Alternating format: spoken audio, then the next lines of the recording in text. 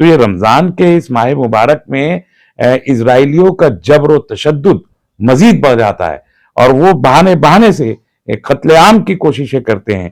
دیکھیں، اسرائیل اور فلسطین کو لے کے بات چیت تو کوئی نئی بات نہیں ہے، ہمیشہ ہی ہوتی رہی ہے، لیکن اس بات چیت کے خاطر خواہ نتائج صرف اسرائیلیوں کے حق میں نکلے، فلسطینیوں کے حق میں کبھی بھی نہیں نکلے۔ بات چیت چاہے اوسلو میں ہو، چاہے کیمپ ڈیوڈ کا سمجھوتا ہو، چاہے اس کے بعد بلفور کا، تو بہت پہلے ہی بلفور ڈکلیریشن تھا، کسی کا کوئی نتیجہ فلسطینیوں کے حق میں نہیں نکلا آج تک بھی۔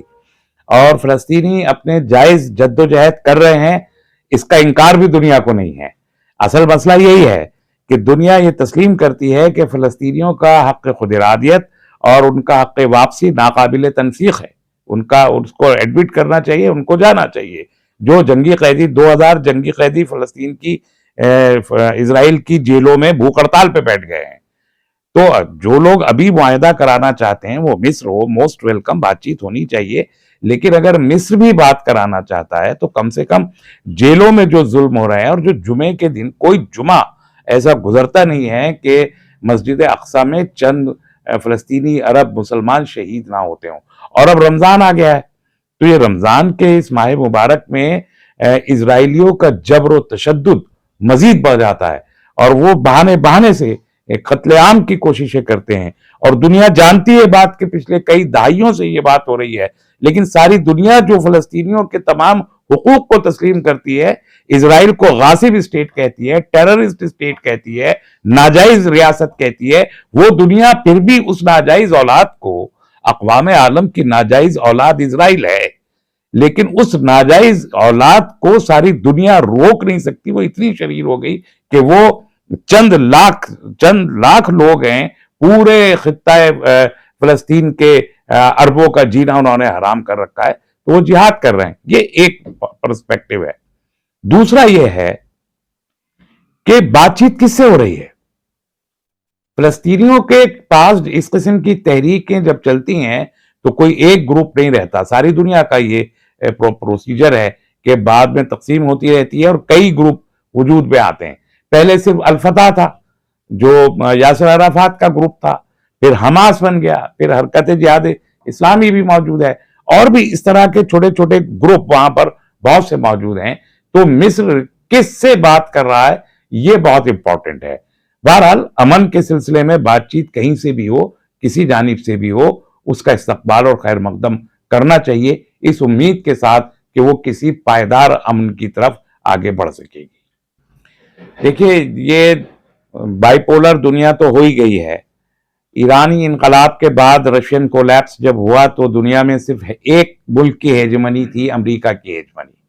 وہ ہیجمنی اب ٹوٹ کے چین نے اس میں اپنا رول، اپنا دعویٰ ظاہر کیا ہے، اور ظاہر ہے کہ چین کی اکنامی کوئی چھوٹی اکنامی نہیں ہے۔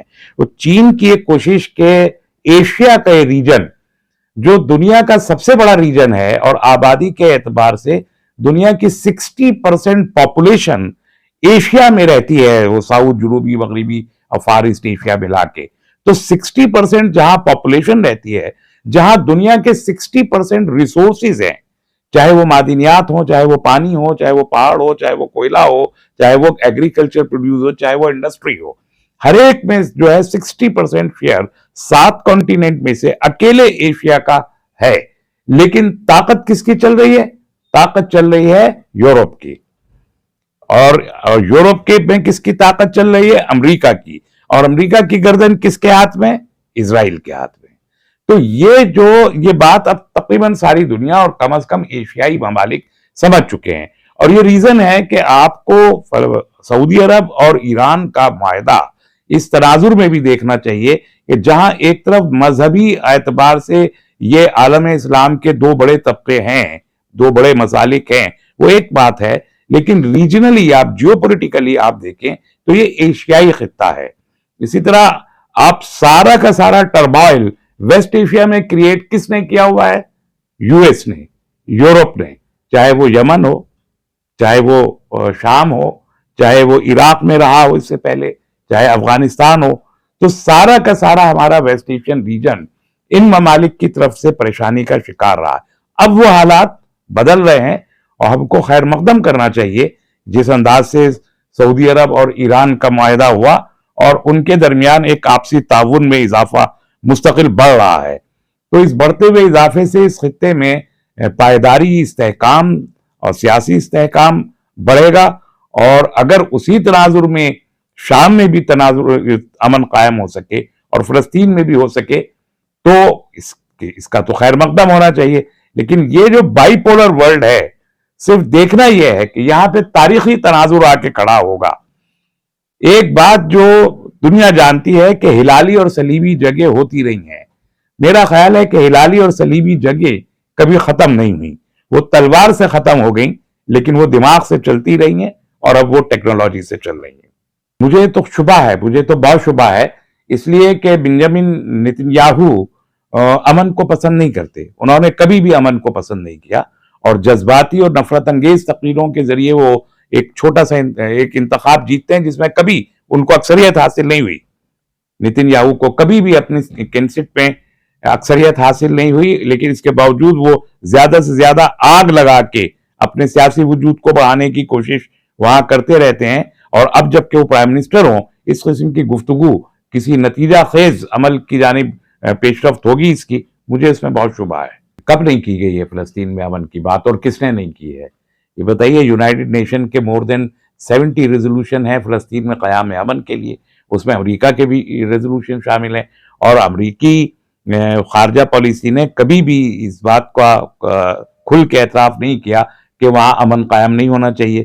لیکن ایک طرف وہ قیام امن کی بات کرتے ہیں، وہیں دوسری طرف یروشلم کو اسرائیل کی راجدھانی کی حیثیت سے تسلیم بھی کرتے ہیں. وہیں جب قیام امن کے لیے کوئی اسرائیل کے خلاف ریزولوشن جنرل اسمبلی میں آتے ہیں اقوام متحدہ کی، تو وہاں بھی ویٹو کرنے والا امریکہ ہی ہوتا ہے. تو یہ منافقت ہے. تو امریکہ ایک منافق ریاست ہے، اور وہ منافق ریاست اپنے مفاد کے لیے سب کچھ کرتی ہے. اس کو نہ فلسطینیوں کے مفاد سے کوئی دلچسپی ہے، نہ اسے حقوق انسانی کے مفادات سے کوئی دلچسپی ہے، نہ اسے تحفظ انسانیت کے معاملات سے کوئی دلچسپی ہے.